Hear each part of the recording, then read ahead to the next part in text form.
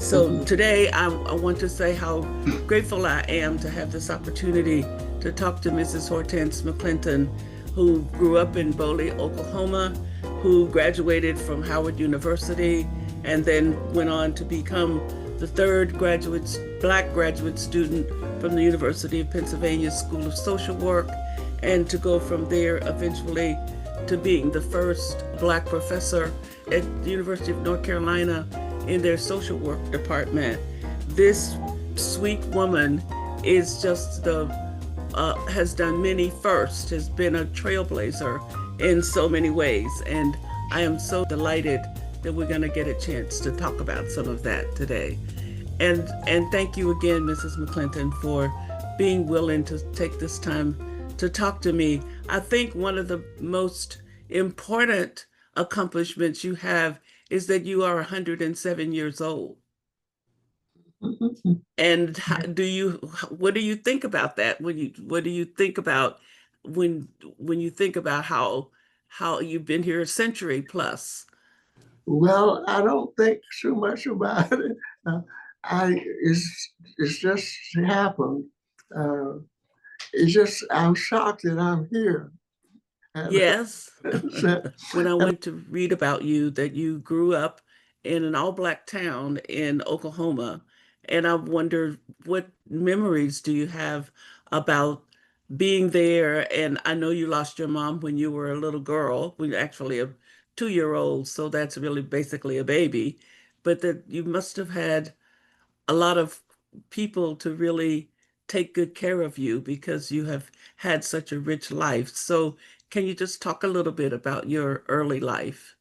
Well, I'm really pleased to have grown up in Boley, and I think that it laid the foundation for my life. My father was there, and he reared me and my brother after my mother died until I was 12. My father was an unusual person. In his time, he finished Wiley College. Have you ever heard of Wiley College? No, I haven't actually. He and his sister finished, and I think he was a very good father for the time that he had me. And one joke that I have now in his memory here where I am was he used to say, everybody to his own taste, said the lady when she kissed the cow. So I just think about your father combing your hair and getting your clothes ready, that to do all of those things back in that day was really quite wonderful. Well, he was very good, I think, as a father, and he was very outgoing. And he had a cotton gin. He was a veterinarian, and he had a bank. He was head of the president of a bank. And I think that was very good for a person of his time. He was born 2 years after the Proclamation of Emancipation. Mm-hmm. And I think he just taught us and my brother, and we went to Howard, both of us. And then the second set went to Howard before he passed. He taught you to be independent and to think you could do something in the world. Mostly by the way he lived, I would think. Yes, he did. He did. I stayed with him until I was 12, almost 12. And when I went to live with my uncle, he said I had to go. And we did things then that our parents expected us to do. You just did them. Right. Yes, absolutely. And then I went to Guthrie, Oklahoma to live with my mother's brother, who was a physician. He graduated from Meharry the year that I was born. My aunt, by marriage, was a very strong, very actual person in the church. And My grandmother was still living. My grandmother went to a school in Tennessee and was a teacher in uh, Texas. Mm-hmm. Then she lived until 1936 in Oklahoma after her husband died. But everything there except Tulsa, Oklahoma, was a very bad place where a lot of people died. But Boley held its own, and no whites grew up in Boley or near Boley. And in fact, it had the sundown law. Sundown law was one where uh, no whites were allowed in Boley after dark. When I went to live with my uncle and his wife, she was a strong Catholic. And my grandmother said, don't let her proselyte me. And because she thought I should be Methodist or something. But when I talked to my father about it, he said, I just want you to go to church. You can go wherever you please to go. And I thought that was very unusual for a man in his day. Yes, you're so true. That's so true. And what a gift to have that kind of parent that Yeah, is strong and has a good idea about wanting a child to grow up and do well in the world, but also know that you need to be free. yes. Well, Mrs. McClinton, you said you heard someone talking about social work when you were in the eighth grade, and that was when you decided you wanted to be a social worker. Do Yes. you can you recall anything about what made that so clear to you you must have been 12 or 13 Well, when this woman was a social worker. I never heard of a social worker before, but I was in the eighth grade and she came and spoke. They used to have people come and speak. Uh, and I decided that's what I want to be. Mhm. And when I went to lunch, when we went to lunch with my uncle and aunt, my aunt taught school, but we closed school down at 12 o'clock and came back at 1 in Guthrie, Oklahoma, because they didn't have food like they do now for children. Mhm. And I was talking to my uncle and I said, my homeroom teacher said I couldn't be a social worker because I didn't have any money. And he said, you can be whatever you want to be. Well, it sounds like that you were a person who had a lot of vision because not only did you go to college, you went to the University of Pennsylvania. I mean, you broke a lot of barriers by being first. And I don't know, can you talk a little bit about how you just went from one thing to the next? It wasn't like you were trying to be first, I don't imagine. Well, E. Franklin Frazier, have you ever heard of him? Yes, yes, I have. And he was my teacher at Howard. Uh, Mm-hmm. and I just felt that uh, listening to him talk, and he was also a social worker in his time. Uh, Mm-hmm. and then I went from there uh, to the Quaker, American Friends Service Group in Mm-hmm. Philadelphia for the summer at the Wharton Settlement House and worked uh, with children and women and all. And I decided I had been admitted to the University of Chicago School of Social Work, but I decided to stay in Philadelphia because I had such a good background, and we went to prisons and all kinds of places there. Mm-hmm. And so I stayed there uh, and went to school, went to uh, University of Pennsylvania. I had students there, and I just love social work and Mm-hmm. working with people. And I went to so many places and did so many things there. And I liked Philadelphia, but I was there until I met a man. Yes, and then you went to North Carolina. Yeah, and went to North Yes, Carolina. yeah. That'll So, get you every time meeting a man. yeah. And so, and he worked with the North Carolina Mutual Life Insurance Company. Uh, he was a comptroller there Hmm. and a beautiful voice, but he told me never to sing because I didn't have a good voice. Oh. Anyway, I think Durham, North Carolina was a very good place to be for Blacks. And I can say this, one thing I do brag about is I have never applied for a job. I've always been sought and a job has been offered to me. Had students at UNC and they asked me to come and be on the faculty. Mm-hmm. And they asked me to come, and the dean of the school said I would have to come on soft money. Soft money meant that they had some kind of grant. Yeah, so I said no, I couldn't come. So Right. uh, I just felt that you don't go someplace on soft money. That's So right. I stayed until they found hard money for me. That's when I went. Yeah. The students began after my third year to ask that I would teach something on racism.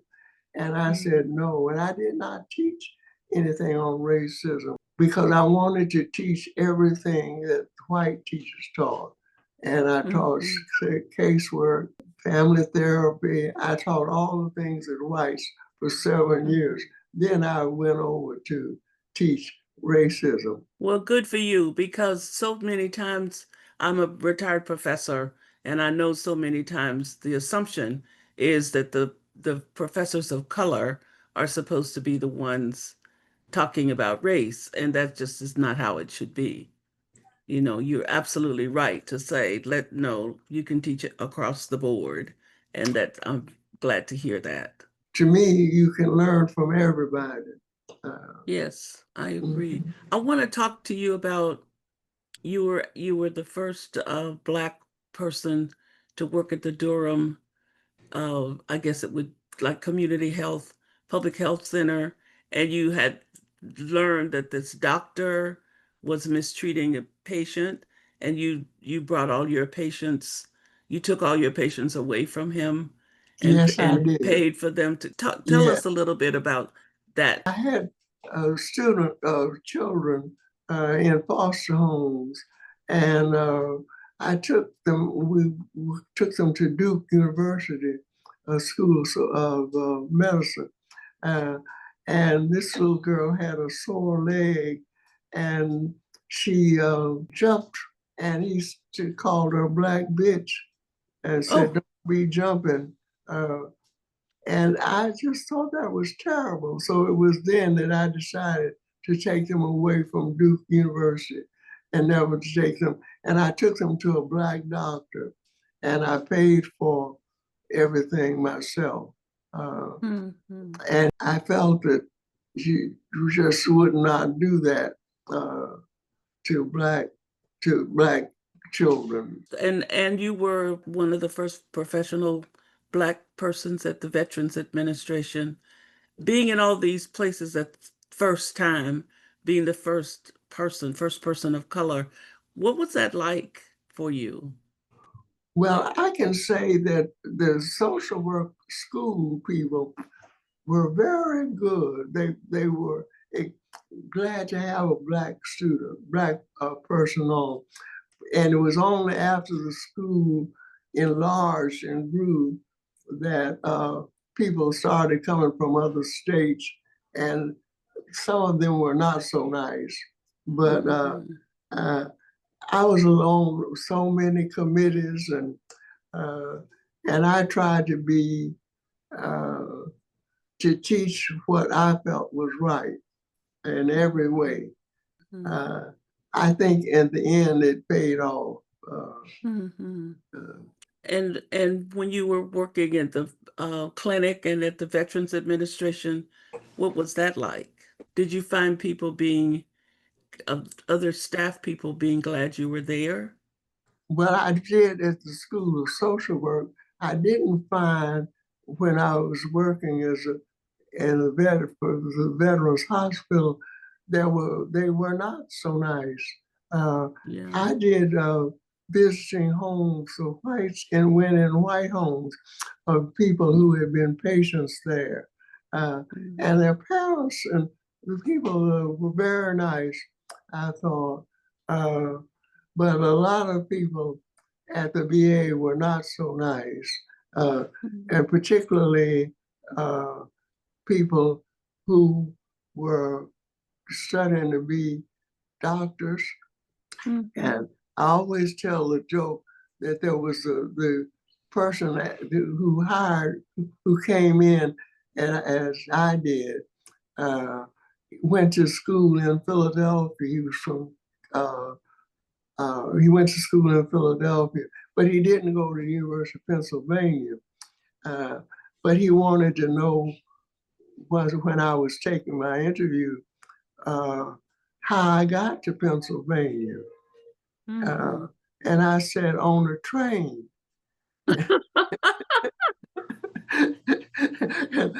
So it didn't bother me after that. There were good things and bad things everywhere, I guess. Yes, that's You work right. with the best you can. Yes, and but you've lived through a lot of different kinds of times. So we have some bad times now, but we've had some bad times before. Yes, And indeed. as you think about them, how do you, if you were giving advice to young folks about how to get through the bad times, what would you tell them? Well, I think, first of all, you try to treat everybody the same. You try to show them that you do the right thing by everybody, uh, and live as you would the right way. And I just think you go along with the punches and do the best you Yes. can. Have you always felt that way? I Yeah, know now but as a young person, did you feel that way too? yes, I did. And I think that was due to my father, uh, Hmm. because I can remember him getting us up to look at the sun, moon when it was red. And he, Hmm. can't, he taught us to try to look at everything good. Uh, and I've always been curious. Uh, Hmm. Let me see what's good. Yeah. Hmm. So And curiosity, yes, being I have. curious helps. Hmm, hmm. When you meet people that are troublesome, somebody that really isn't being that nice or being that helpful, are you curious about them? How do you handle that when you run across folks that are causing you a problem?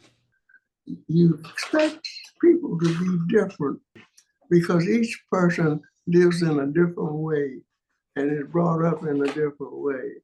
And you Hmm. accept people as they are, at least I do. And I wonder if you could talk a little bit about like what's been the most wonderful thing that has happened in your life. You've lived a long time and you've had a lot of different Yeah. experiences.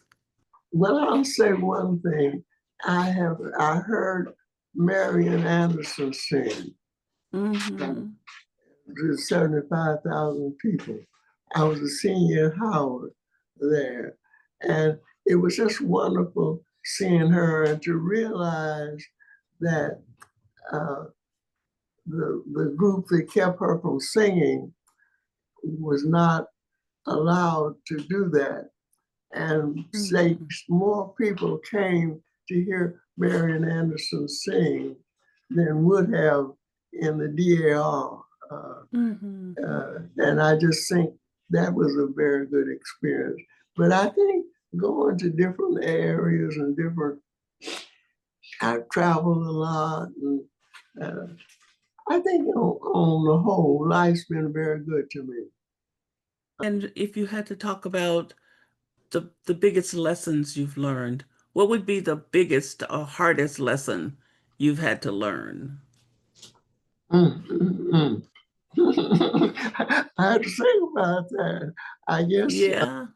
uh, well, I guess learning that people like Tulsa.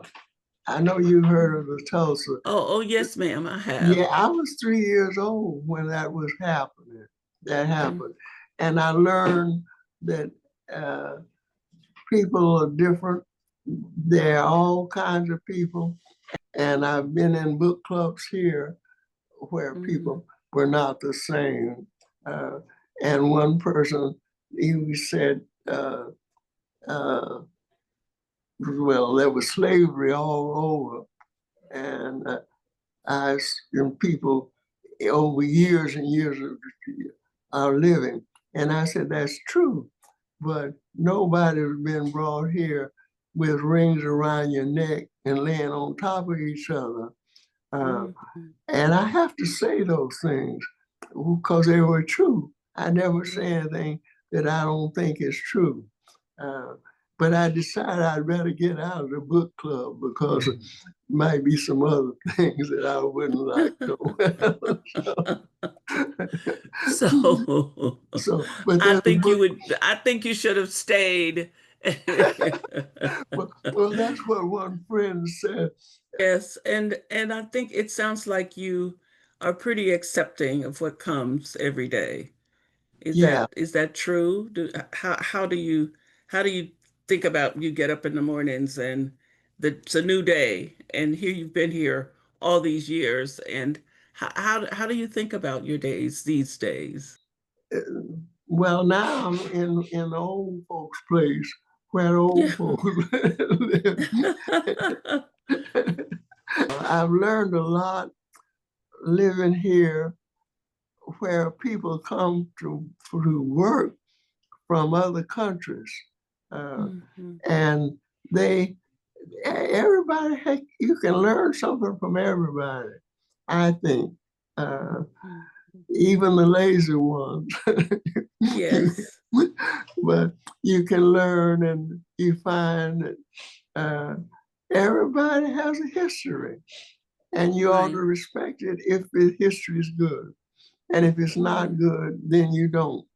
You just Hmm. stay away from it and live your Hmm. life and think about God and what might happen. It's just so much for young people to do, I think, coming up. Hmm. And it's good. It makes me feel proud to see people talking on TV Hmm. and men and women. And it's just, there's good and bad. And there's really some bad things going on now, but you live with them the best you can. Well, I think that's so true. And I don't want to tire you out, so I'm not going to keep talking here. But I want you to know that a part of what I want to do is to use conversations like this one with you and like the one Mhm. I had with Reverend Paul to try to get young people listening to those conversations and learning what they can learn about how to embrace the world that they live in. We have to keep that going, and people Yes, seem to know about our history, uh, right. and that we can't let people say we like we have no history because we Mhm. have a history uh, of very bad history and very good history in some cases. But Mhm. That's why I'm so glad to be talking to you because, as far as I'm concerned, yes, you're a yes, history maker. You're part of that legacy, and we need to record that and keep it and share it. We need to talk about it a lot more. I think That, it's wonderful that you're yeah. doing this. And I just hope that our young people we can find some way that they can know our history Mhm. uh, and Yes. know it very well. We have a history, a wonderful history, and that should be there for people to know uh, even though they may approach it in a different way. But we must keep doing something. That's right. That's right. Telling the stories. And I grew up in Arkansas, and I remember my father telling us stories, and that was the most wonderful part of any day when Daddy would tell us stories. Some of them would be ghost stories and scare us half to death, but we didn't care. We loved hearing those stories. So it was but Mrs. McClinton, this is so lovely having this chance to be with you and talk to you. And I'm so grateful to you for taking this time Well, to I talk to me. appreciate it. Thank you, thank you.